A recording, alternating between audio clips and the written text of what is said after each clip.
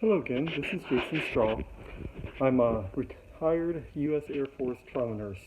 And behind me on the screen is the American Nurses Association policy on medical marijuana. And their policy, summed up, pretty much just states that they support patients' right to use medical marijuana and for research, for doctors and patients and the government to do research on marijuana. If I go through and I read, it says scientific review of marijuana status as a Federal 1 scheduled controlled substance and relisting it as a federal Schedule 2 controlled substance for purpose of facilitating research. So what they're saying is we need more research.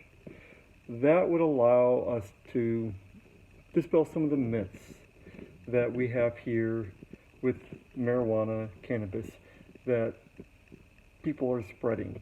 You know, some people are saying it provides too much benefit. Other people are saying it kills people. You know, oh my gosh, use marijuana once and you die. Well, DEA website says nobody's ever overdosed from marijuana alone. And then you have protection from criminal or civil penalties for patients using therapeutic marijuana and related cannabinoids as permitted under state law. They just want the states to protect patients and doctors from, you know, so that they can use marijuana or cannabinoids to help patients be healthy.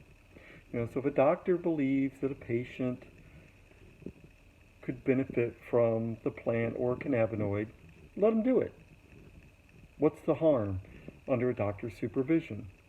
And if it doesn't work, just like any other medication, or they have some side effect, you just stop it. You know, what's wrong with doing the research? And most research is done after the studies have been done. And that's when you find out what the side effects are. You know, most medications, you know, you see lawsuits for them, and then they get pulled from the market, or the patients get a settlement for it.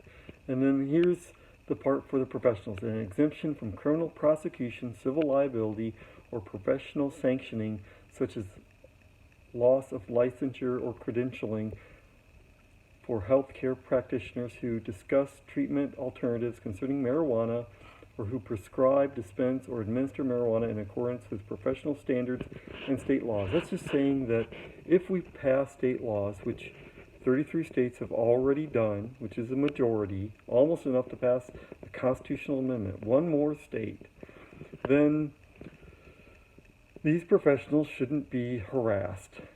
You know, if in their medical opinion, these doctors, nurse practitioners, PAs, believe that this could benefit the patient, then police, prosecutors, judges shouldn't be taking their credentials away, or the medical board, you know, because there's been some benefit shown.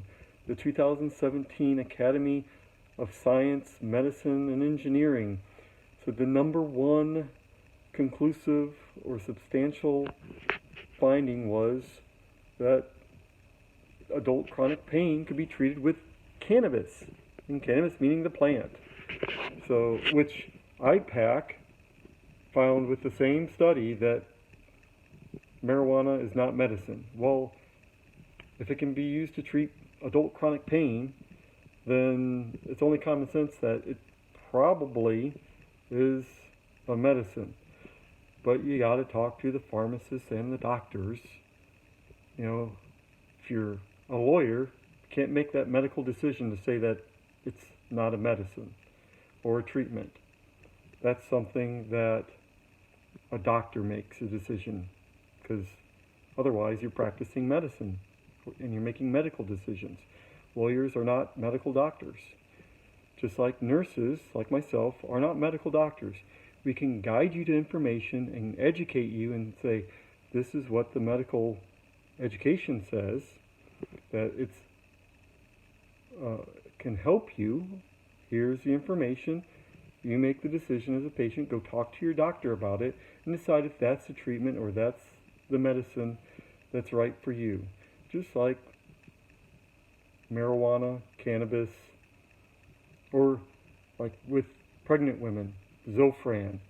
Choice between Zofran or cannabis. Which one's right?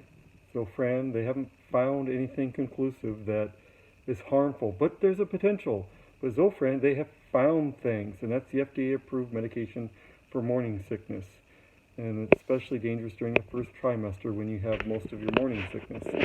So do you go with the thing with the known side effects, the FDA-approved Zofran, which can have congenital deformities, heart defects, kidney damage, and cleft palate, or do you go with the unknown, which they haven't proven one way or the other that it's dangerous or not, which is marijuana? Well, if you go with the Surgeon General, he wants you to go with Zofran, with the known dangers, versus, well, we haven't had enough research according to them. So those are choices that you as a patient and you as a patient with your doctor need to decide what's best until we have more conclusive research to show one way or the other. And that's why the American Nurses Association takes the stance that they have. And I wanted to show you the statement that they want more research, they want rescheduling, and they want patients and doctors and other medical providers to have these options to advance medical treatments so people can have the best quality of life possible. And again, my name's Jason Straw, and I'm here just to give you facts and information to think about. Have a great day. Bye.